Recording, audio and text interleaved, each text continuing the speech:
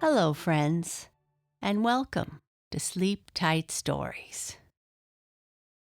I'd like to say hello to some friends. Hello to Penny in Louisville, Kentucky. Hello to Naphtali and Amalia. Hello to Xin Yen, and hello to Nathan and Amelia.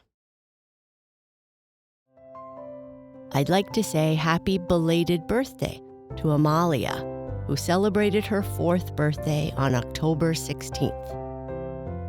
A happy belated birthday to Amelia, who just turned 4 on December 4th. And a happy belated birthday to Naphtali, who celebrated his 7th birthday on December 7th. I'd also like to say happy birthday to Henry, who lives in Rockton, Illinois, and who is turning 5 years old on December 16th.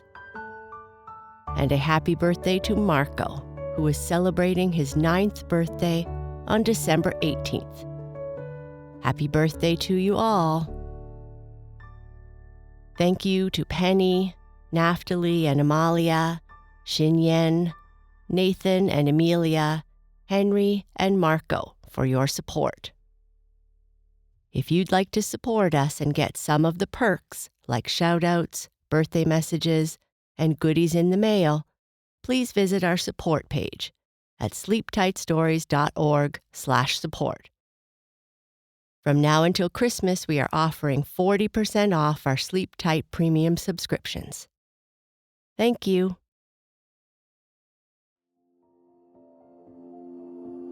This story is about a little girl who loves Santa Claus.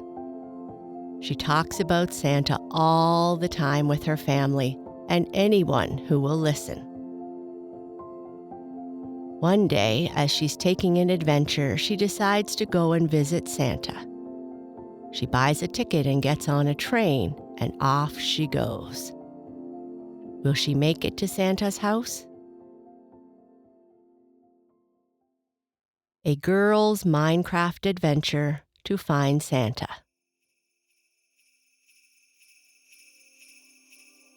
Once upon a time, there was a little girl who talked a great deal about Santa Claus. She talked to her father, her mother, her brother and sisters, until it was Santa Claus at the breakfast table, Santa Claus at dinner, and Santa Claus at supper. She made Santa's shape in her potatoes and created Santa's face in her rice. This little girl had been told that far away, somewhere near the North Pole, lived Santa Claus. She was sitting in the living room one night playing Minecraft, her character dressed like Santa, making a large house in the snow. "This is Santa Claus's house," she said to her parents. "The big building covered with snow that I created? Why can't I go and see him?" The little girl had worked hard at a grocery store and had saved some money. She took the money and went down to the train station, bought a ticket, and before her mother or father knew about it, was gone to see Santa Claus. She traveled a long, long time on the train, and after what felt like an eternity, reached the end of the railroad. She could go no farther on the train, for there was a great, wide ocean. But villagers crossed the ocean on a ferry, and so must the little girl, or at least a part of it, in order to reach Santa Claus's land. There was a great ferry waiting in port soon to sail over the seas, and along with many villagers who went aboard the wooden ship, went the little girl. Soon out from the port went the ship, leaving far behind them the village. The ship sailed and sailed a long time, and finally land came in sight. They had reached an island lying somewhere far out in the ocean. Some of the villagers went ashore, and so did the little girl. But what a funny land it was.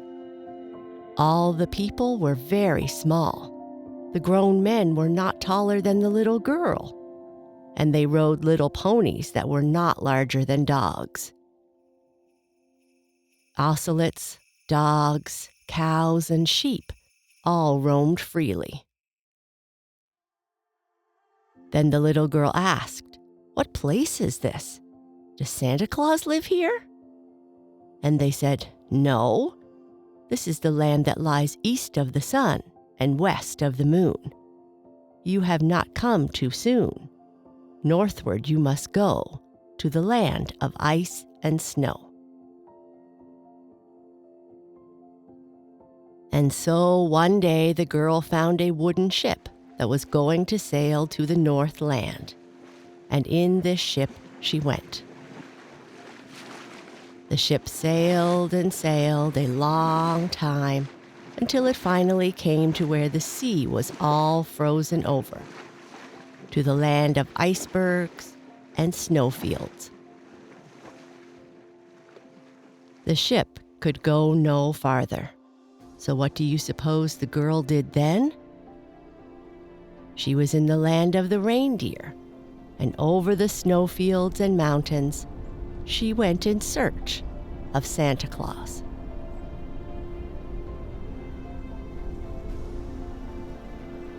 One day, as she was traveling over the snowfields to find Santa Claus's house, she saw not far away what at first seemed to be a hill. But soon she saw that it was not a hill, but a house covered with ice and snow. "That must be Santa Claus's house," she said. Soon the girl was standing in front of a great building whose towers seemed to reach the sky. Up the shining, icy steps she went, and soon she was standing in front of the door. She saw no doorbell, and so she knocked on the door. No one answered, and then louder she knocked again. Still no one answered. She began to feel anxious. Perhaps this was the house of a ghast or ender dragon. If Santa Claus lived here, he might be upset with her for coming. But once more she knocked. And then she heard a noise far down at the other end of the hall. Someone was coming. Then suddenly the latch went click, and the door stood wide open. And who do you suppose was there? Santa Claus? No, a little boy with blue eyes and red cheeks. Then the girl said, "Good morning. Does Santa Claus live here?" And the little boy said, "Yes, come in, come in. I am Santa Claus's son." He took her by the hand and said, "I am very happy to see you." Then they walked down the long hallway, doors on one side and doors on the other, until they came to the last door on the left-hand side. On this door, Santa Claus's little boy knocked, and a great booming voice said, "Come in." He opened the door and walked in, and who do you suppose was there? Santa Claus? Yes, there was Santa Claus himself, a great, big, jolly man sitting by the fire with a long white beard, blue eyes, and the merriest, cheeriest face you ever saw. Then Santa Claus's son said, "Father, here is a little girl who has come to see you." Santa Claus looked down over his spectacles and said, "Well, how are you? I am mighty glad to see you. Yes, yes, I know her. I have been to her house many times and filled up her stocking. How are Jack and Louise and Catherine?" Over on the other side of the fireplace sat Mrs. Santa Claus. She had the cheeriest and warmest face you ever saw, with white hair and gold-rimmed spectacles. She was sitting by the fire reading. She got up and put her arms around the girl and gave her a great big kiss on the cheek. Then Santa's son and the girl sat down in front of the fire and talked together. After a time, Santa Claus's little boy said to the girl, "Would you like to see the rest of the building and see what we have in the different rooms? This building has 1,000 rooms." And the little girl said, "Woo-wee!" And Santa Claus's son said, "Yes, and something different in every room." Then they went into a large room, and what do you suppose was in there? Nothing but doll babies. Some had long dresses and some had short. Some with brown eyes and some with blue. Then into another room they went, and it was full of toys, lightsabers and puzzles. Another room was full of glorious books. Another room was a candy kitchen where Santa Claus made candy. Another room was a workshop where Santa Claus made wooden toys for the children. And yet another room was full of computer screens where they made all kinds of apps. Then they went into a long, large room, the largest of them all. And in this room were a great many tables. On these tables were a mixture of clothes and toys. The girl wanted to know what they did with so many different things. And Santa Claus's son said, "We take these to people who are in need. We hope that all the children of the world feel some joy." And so they went through all the rooms of the great building, except one, which was upstairs in the corner. What was in this room? No one would tell the little girl, nor would they take her into the room. And the little girl wondered what was in the room. The girl stayed at Santa Claus's house for several days, and she had a splendid time. Some days the two friends would slide down the hill on a sled. Some days they would hitch up the reindeer and go sleighing. Some days they would go into the candy kitchen and help Santa Claus make candy, or into the workshop and help him make toys. But one day Santa Claus came to the little girl and said, "I am going away today for a little while. Mrs. Claus and my son are going with me." "Now," he said, "you can come with us, or you can stay here and look after our house while we are gone." The girl thought to herself how Santa Claus had been so good to her, and said she would stay and keep house while Santa Claus was away. Then Santa Claus gave her a great bunch of keys and said, "Now you can go into all the rooms and play, but you must not go into that room upstairs in the corner." The girl said, "All right." And with that, Santa Claus, his wife, and son went down the steps, got into the sleigh, wrapped themselves up in furs, waved, and away they went. The girl stood and watched them until they disappeared behind the snow hills. Then she turned and went back into the house. She felt like a grown-up in that great house all by herself. From room to room she went. She went into the game room and played video games. She then went into the candy kitchen and ate some of the candy. She went into the workshop and worked on some toys, then into the library and read some of the books, then into the room with all the computers and coded a game, then into the living room and banged on the piano. But after a while, the girl was tired, and she said, "I wish Santa Claus would hurry and come back." She was lonely, and so she thought she would go up on the housetop and look out to see if she could see Santa Claus coming home. Up the steps she went. When she reached the top, there was another flight. Up these she went, and still another flight.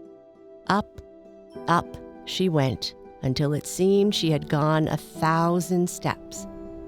But finally, she came out on top. The girl stood there with her hand on the railing and looked out, but all she could see were the snowfields, white and shiny. Santa Claus was not in sight. She could see the track over the snow that the sleigh had made, but that was all. Then down the steps she came, and it just happened that she came by the room that Santa Claus told her she must not go into. As she passed, she stopped in front of the red door and said to herself, I wonder what they have in that room and why they did not want me to go in." She took hold of the knob and gave it a turn, but the door was locked. Then she shut one eye and peeped through the keyhole, but she could see nothing. It was all dark. Then she put her mouth at the keyhole and blew through it, but she could hear nothing. Then she put her nose there and smelled, but she could smell nothing. "I wonder what they have in the room," she said. "I believe I will see, just for fun, which one of these keys will fit in the lock." The girl had in her hand the great bunch of keys. She tried one key, and that would not fit. Then she tried another, and another, and another, and kept on until she came to the last key.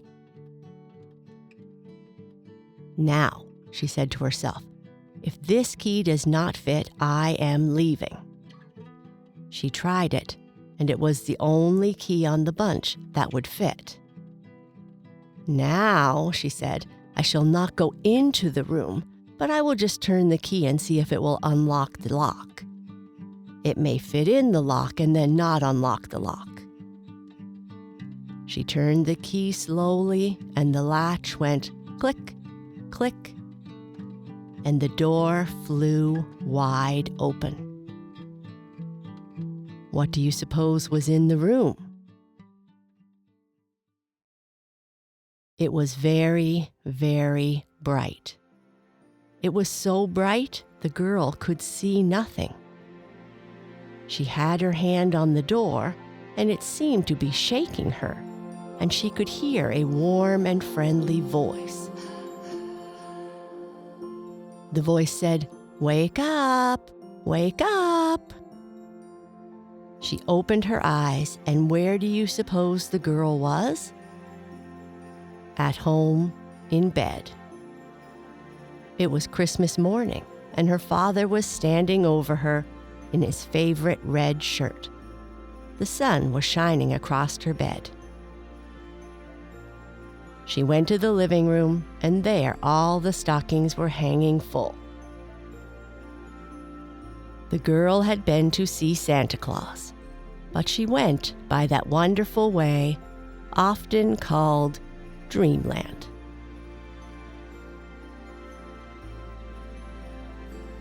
And that's the end of our story. Good night. Sleep tight.